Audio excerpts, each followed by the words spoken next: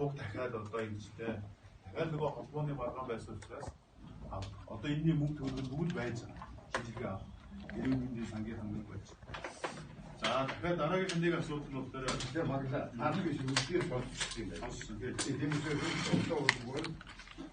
Зүгээр одоо нэг юмсэн тавьж ягаад гэвэл шүүхийн шийдвэрийг биелүүлэх тийм одоо юм бол манай хөлөөр дандаа байдаг байхгүй.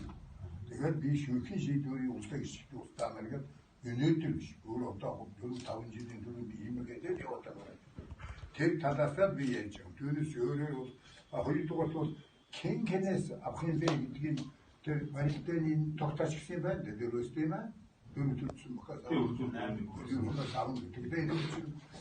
Доохны шиг авч байгаа хүмүүсүүд дураараа сохон төвлөж авч байгаа биш. Энэ чинь журамтай биш.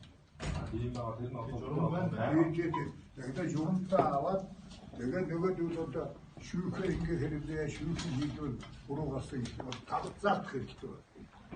Тэрс өөрөө хэлсэн дураараа чийшүү би ч юм уу шүүхийн хийдвэл буруу гэж болохгүй шүү. буруу гэж ярьсан юм байхгүй байх. Тэгээд энийг бол ярилцсан ярилцсан. Ярилцсан гэж юу гэсэн үг юм бэ? Тэг ярихгүй бол тэгвэл дараа идэв. Яах юм бэ?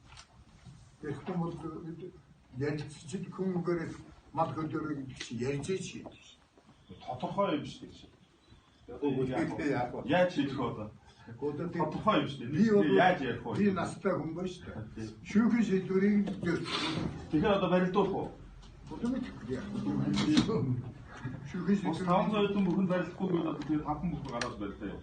Тэгвэл ч бас одоо бас юм